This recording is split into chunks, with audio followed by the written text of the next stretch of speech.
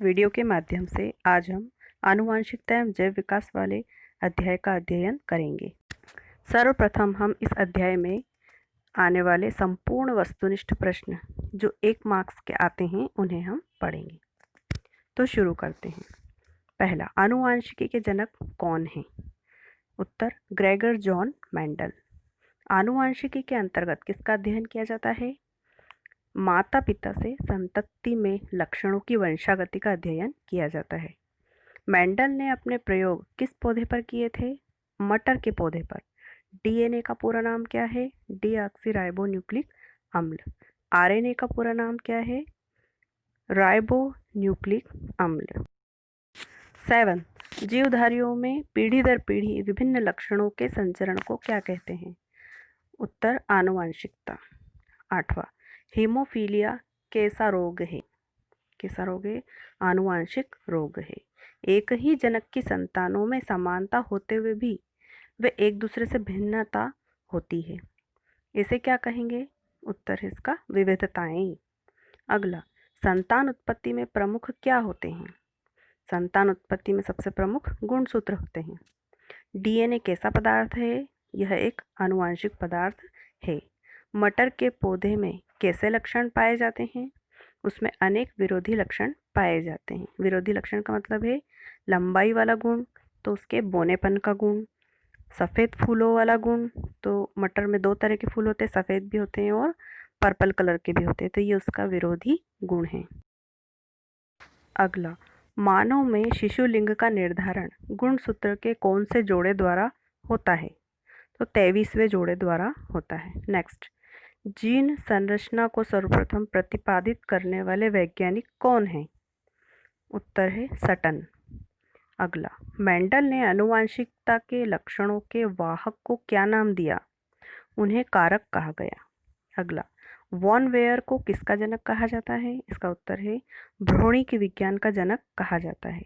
जीवाश्म के अध्ययन को क्या कहते हैं? जीवाश्म विज्ञान। डार्विन के जैव विकास के सिद्धांत को किस नाम से जाना जाता है?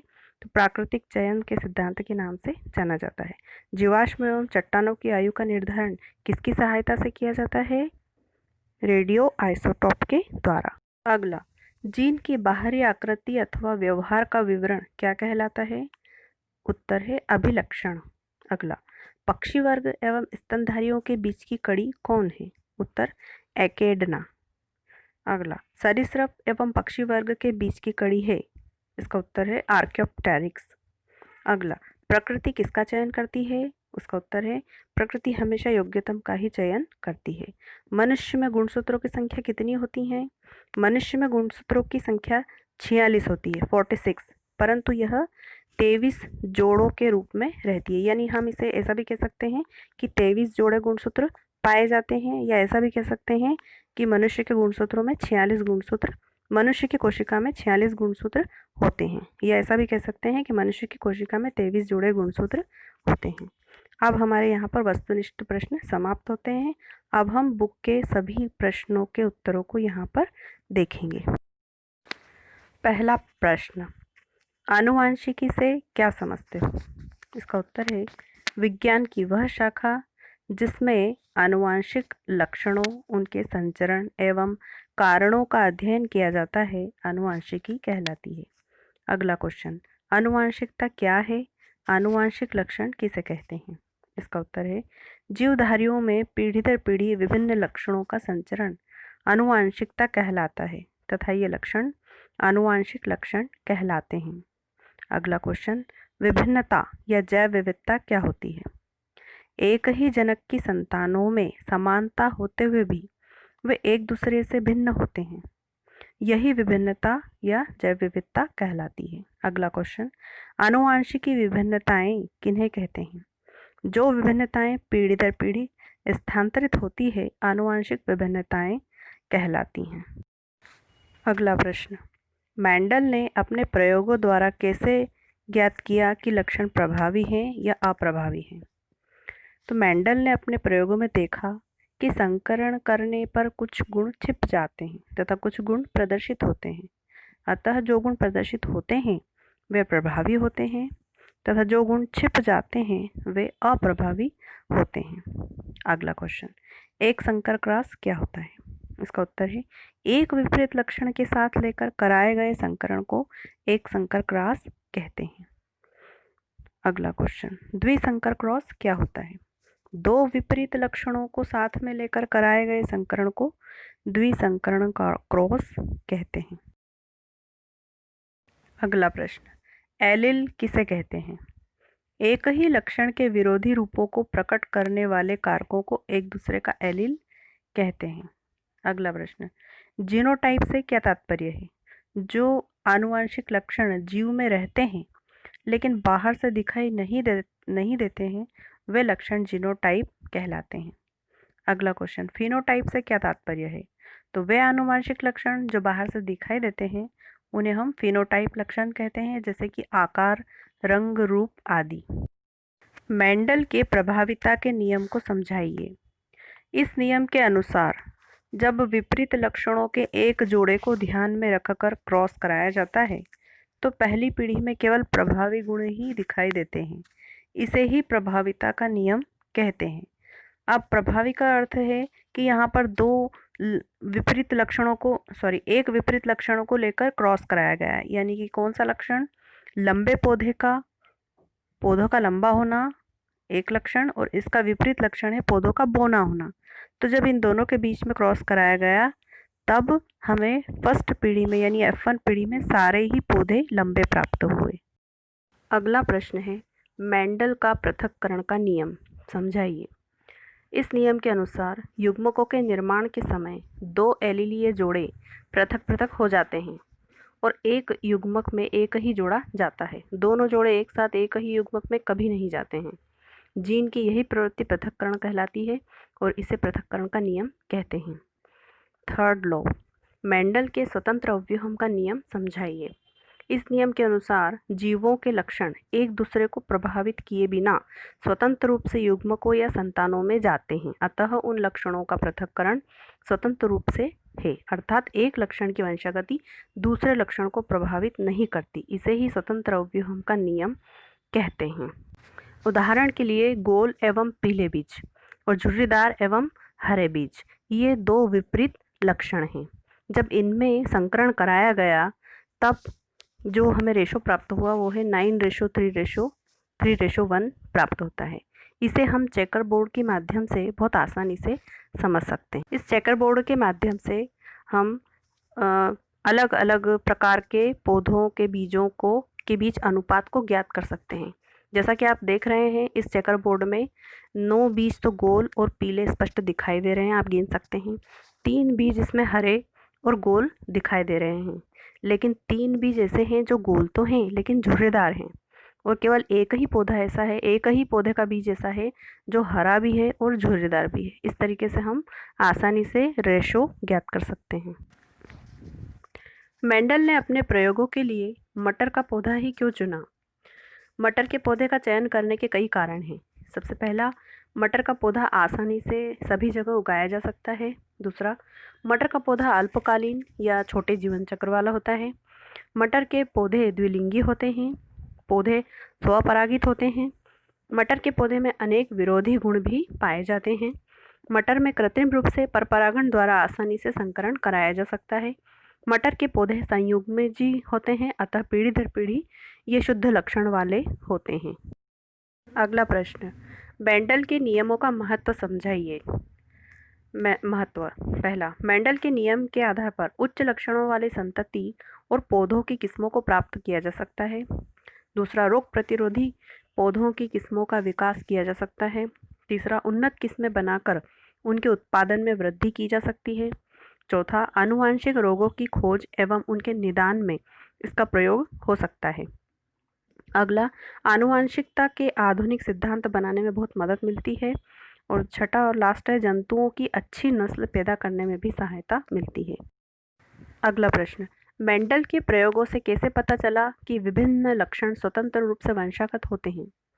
मेंडल के द्विसंकर संकरण के प्रयोग में F2 पीढ़ी के अंतर्गत 4 प्रकार की संतानें उत्पन्न होती हैं, जिसमें से 2 जनकों के समान होती हैं तथा 2 उनके जनकों से असमान होती हैं। इससे पता चलता है कि लक्षण स्वतंत्र रूप से वंशानुगत होते हैं। अगला प्रश्न, एक एकल जीव द्वारा उपार्जित लक्षण सामान्यतः अगली पीढ़ी में वंशानुगत नहीं होते हैं, क्यों? एकल जीव द्वारा उपार्जित लक्षण जनन कोशिकाओं में उपस्थित डीएनए को प्रभावित नहीं करते हैं, इसलिए वे वंशानुगत नहीं होते हैं। युग्मक किसे कहते हैं? युग्मक यूकैरियोटिक प्रकार की जनन कोशिका है। इसका निर्माण युग्मक जनन की क्रिया में माइटोसिस कोशिका विभाजन के फलस्वरूप होता है।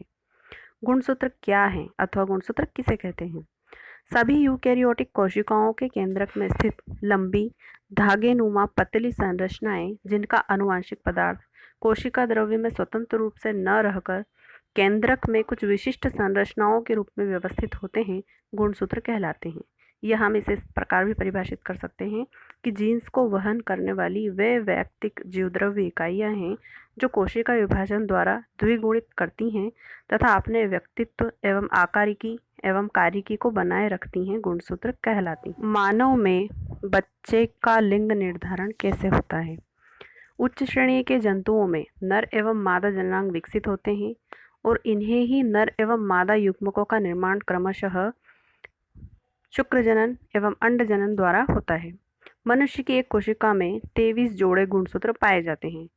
22 जोड़े गुणसूत्र तो नर एवं मादा दोनों में समान होते हैं, लेकिन 23वां जोड़ा नर एवं मादा में अलग अलग होता है, जिसे लिंग गुणसूत्र कहते हैं। नर में यह एक्स वाई से तथा मादा में यह एक्स एक्स से प्रदर्शित होता है।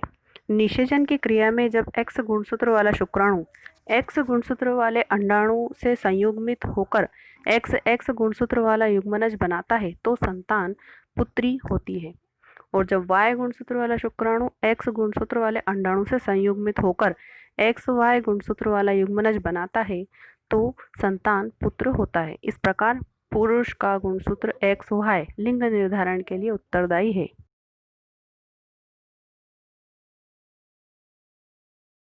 मनुष्य में लिंग निर्धारण को इस चित्र के माध्यम से भी प्रदर्शित किया जाता है, क्योंकि परीक्षा में इस टाइप का क्वेश्चन भी आता है कि लिंग निर्धारण को चित्र द्वारा समझाइए, तो हम इस तरीके से डायग्राम बनाकर उसे समझा सकते हैं। जैव विकास। जैव विकास से आप क्या समझते हैं? आदिकाल में धीमी गति से होने वाला वह क्रमिक परिवर्तन जिसके कारण सरल सूक्ष्म जीवों से वर्तमान समय के विकसित एवं जटिल जीवों का निर्माण हुआ, उसे विकास या जैव विकास कहलाता है। अवशेषी अंग क्या है? उदाहरण दीजिए। अवशेषी अंग प्राणियों के शरीर में पाए जाने वाले ऐसे अंग जो कार्य के लिए अनावश्यक होते हैं तथा पूर्ण विकसित नहीं होते, लेकिन किसी अन्य संबंधित प्राणी में यह पूर्ण विकसित होते हैं, वे अवशेषी अंग कहलाते हैं। जैसे कि कान की पेशियां, वर्मीफॉर्म अपेंडिक्स, अक्कलदाढ़ आदि।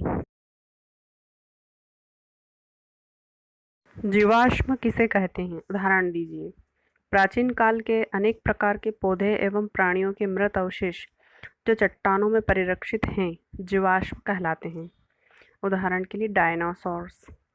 नेक्स्ट क्वेश्चन, संयोजन कड़ियों से क्या आशय है? उदाहरण दीजिए।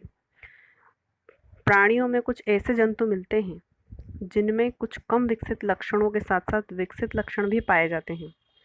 ऐसे जंतु प्राचीन पूर्वज और आधुनिक रूप से विकसित प्राणी वर्गों के बीच सेतु या कड़ी का कार्य करते हैं। यह प्राणी संयोजी कड़ी के रूप में जाने जाते हैं। उदाहरण के लिए आर्कियोप्टेरिक्स और एकिडना, जिसमें आर्कियोप्टेरिक्स तो पक्षी एवं सरीसृपों के बीच की कड़ी माना जाता है और एकिडना पक्षी वर्ग और स्तनी वर्गों के बीच की कड़ी माना जाता है।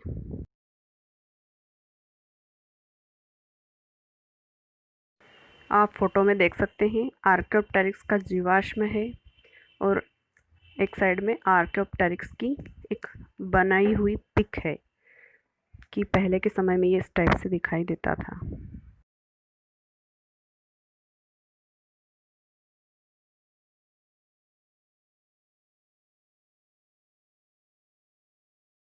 ये एकिडना का पिक है। एकिडना भी पक्षी और स्तनधारियों के बीच की कड़ी माना जाता है। अगला प्रश्न, योग्यतम की उत्तरजीविता से क्या समझते हो?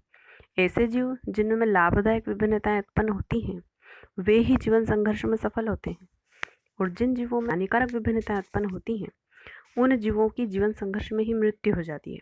इस घटना को ही योग्यतम की उत्तरजीविता कहते हैं। समजात अंग एवं संवृत्ति अंग को उदाहरण सहित समझाइए।